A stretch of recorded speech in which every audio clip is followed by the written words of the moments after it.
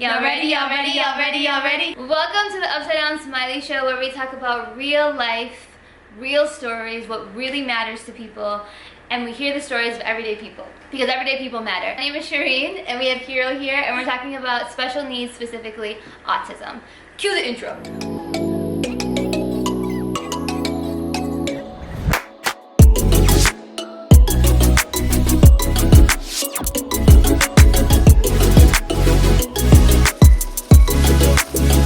Ready?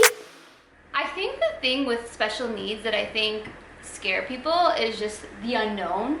Yes. And saying the wrong thing and doing the wrong thing. Yes. And just not knowing what to do. So what's your experience been like? So one of the main things that I could say is like autism mom, right? Like I'm super proud. Mm-hmm. By no means do I. A lot of people feel like they have to apologize. Like if I go, hey, you know, my son has autism, they're like, oh, I'm sorry. I'm like, and you do feel like you're very open about it? Yes. In today's day and age, there's a lot of people that have this super negative stigma with like being a special needs parent. Yeah. And some people are very private and they don't want other people to know. Right. It's probably fear. Yeah, fear. Maybe it's, I can't speak for them because I'm not. Like, right. I knew from JJ, is my son with autism, for those that don't know. And he's your third child. Yes, your youngest child. He's my youngest. So when he was born, from the time he was like right at 3 months, I knew something was off. Okay. And he did the normal things, you know, babies do. For those that don't know what autism is, it's a neurological and more social disorder. So for my son, when he first was diagnosed, he was diagnosed as moderate on the spectrum. Now, no, my son is high functioning. At that age? At what age? Yes, so they don't like to officially diagnose autism until at least like 3, 4, until like more of the functions, because they can categorize it as developmental delays, speech delays, it could be 100 other things. There's so many different so possibilities, right? I knew, P.S., I was in the field before, right? So me being a behavioral therapist, me knowing a lot about special needs, learning just throughout life in general, knowing a lot about different things that could happen, I felt like I had an advantage. Yeah. So when JJ was about 3 months old, I kind of felt like something was off. Okay. Eye contact wasn't right. He felt like listening when he wanted to listen. He wasn't really engaged. He didn't laugh at all. Like he would only laugh with my daughter, who them two, they have a 5-year age difference, so she could make him laugh, and that was like it. Nobody else could. So JJ didn't officially laugh until he was literally over a year. He was like 13 months, so a month, you know, over being a year old is the first time he like laughed. Just on his own, saw something and hysterically laughed. Yeah. So there was a lot of signs, and I told my pediatrician, I'm like, I have a feeling my son's on the autism spectrum. And she's like, okay, he's too young. Right. Relax. And I'm sure maybe they don't hear it from parents like that. Yeah, because maybe they don't have that experience. Yeah, like I feel people worry about it, but they worry about it in private, right? And I'm that person that's like, well, you can only know so much. So putting something out there and letting other people give their opinions and give their expressions and their life experiences and stuff, I feel like can help you in ways you didn't know. Right? So troubles that you might feel, there might be an easy solution that you didn't even think about, but unless you talk about it and openly discuss it, you're not going to know how to really handle it. Like you can't just read a book about autism. Oh yeah. Because each kid is completely different. Like I said, I was a behavioral therapist.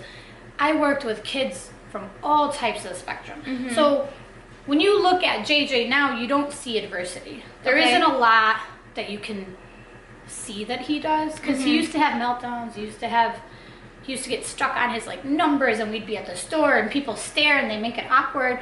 And you know, for them, they're like, oh, he's just a bad kid. Yeah. But in reality, it's like, no, my son's brain doesn't function like your child's does. It doesn't process the information. So he had sensory overload, couldn't go to like Dave and Buster's. So people would stare, and it made it uncomfortable in the point, but it was for me, because I am vocal, and be like, oh, I'm sorry, does my son's autism make you uncomfortable? And then it gets that realization for people to be like, okay, wait, maybe I did do something. And then it's like, if they didn't know what autism was, I hope that they go home and research it. You know, like, and I think that's, for me as a parent, has made it one of the hardest things. Yeah. It's like just seeing the reaction to people and seeing like how uncomfortable people get that don't know anything about it. So it's like, you don't have to be uncomfortable. I don't mind questions. I personally don't. I don't know about all parents. Yes, Right, right. Other parents might not want to talk about it openly. Yeah. But for me, I'm like, no, my son did speech therapy, did OT, did physical therapy, did everything that there was under the sun. And, it helps. It's a struggle, school stuff, like he goes through, he's high functioning. So the kid knows math better than a 5th grader, and he's in 2nd grade right now. Like, he's super advanced and stuff, but that social component, he's not. So, like, if he was here, hello, when you're like, dude, personal space, go that way. Like, why are you so close to me? Right? So, like, little social aspects of that he doesn't get. So when he's out, it is hard to get people to understand his little quirkinesses, like at the park, and how he's trying to befriend kids.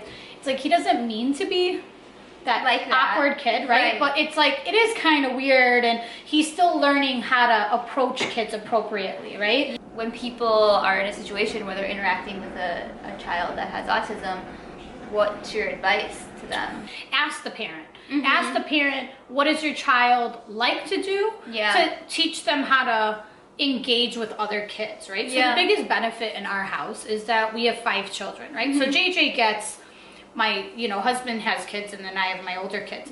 So he's a lot of social interactions. Absolutely. And so he had great social interaction with my older ones as he was getting older.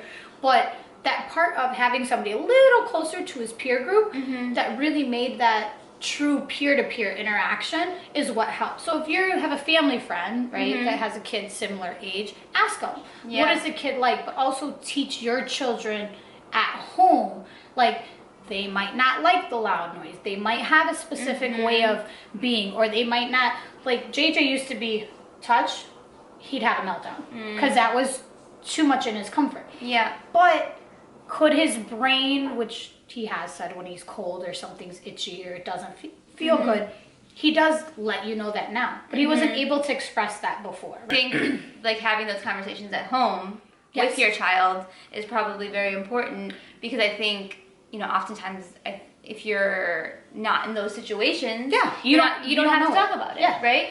So, and I think probably having conversations with moms like you, so you know what to address with your child. Absolutely. And I think it's not about, how do you just ask somebody? If you can, we all can feel energy and human energy, and just directly ask somebody, go, hey, do you mind talking about it? And I feel like that should be the starter piece for a lot of parents. And I feel, for me, in my position, being a special needs mom, and being that I am so vocal about having a son with autism, I think it makes that a little easier as an approach. You're an approachable person. Like, just in general. But some people still feel that they're uncomfortable. So I can tell somebody's curious about something. So I'll ask them, like, want to know something? Do you have a question? And they're like, well, ask me. I want to be able to help you, because in turn it does help my child, because he has to function in this world, in society, with everybody. We teach him at home how to be kind to one another,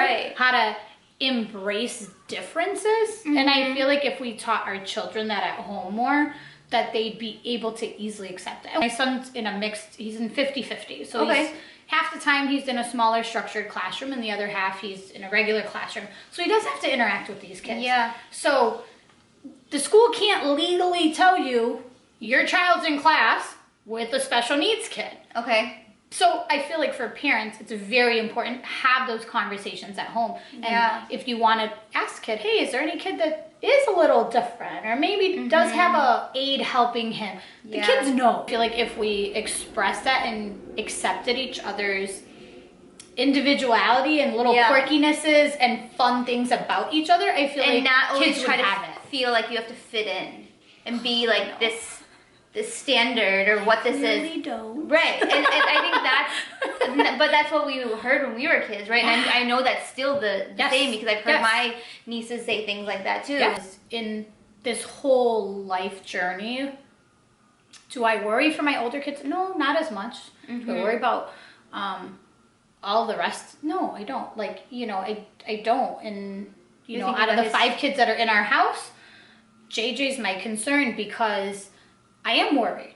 I don't know how society is going to accept him. I don't know if they're going to understand why he acts the way that he does. Yeah. My son's 7 right now. There's still 11 years until he gets at an 18 mark where that's going to... a long life to live. Yeah, where that's going to be like, okay, I got to let him do those things like go to work. How are people, when he gets a job, right?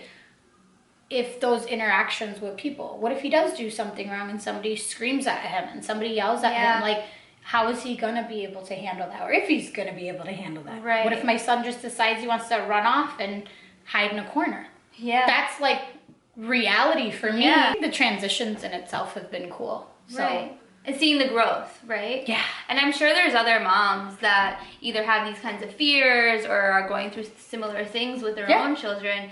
And I'm so thankful for you to be like open about it because, you're supposed to. Like, we're moms. We're supposed to help each other. That's the whole point of parenting. There's no need to be like competitive. No. And at all. I think what? And I think in general, like all the topics that I try to talk about, it's the premise of it all, I think, is communication. Like, just that's the bottom root. Just anything in life. Anything like mental health. You start talking about it more, and I do it too. I try to like bottle it up. I try to deal with it myself. But you need to need to talk about it, and because there's people in your life that want to help, and people want to listen, and people want to be there for you. Yeah. And well, people want to learn too, right? Yeah, so it's like what situation you're going through. I think we don't realize how many people behind closed doors go through the same thing. Yeah, a lot of the same things. What we think is like, I'm in this little bubble by myself. No, you're really not. You're in this world with a bunch of people that go through a lot of stuff. And I feel like once we talk about it and not pretend to be perfect superwoman and Superman and all these other attributes that we want to pretend like we don't have anything wrong. Right. The reality is that's what life is. Everyone's going through something. We are. Thank you so much for being here. Thank you so much for watching. We're gonna go back to weekly videos. I hope. Maybe. We'll see. All right. Thank you guys. Bye.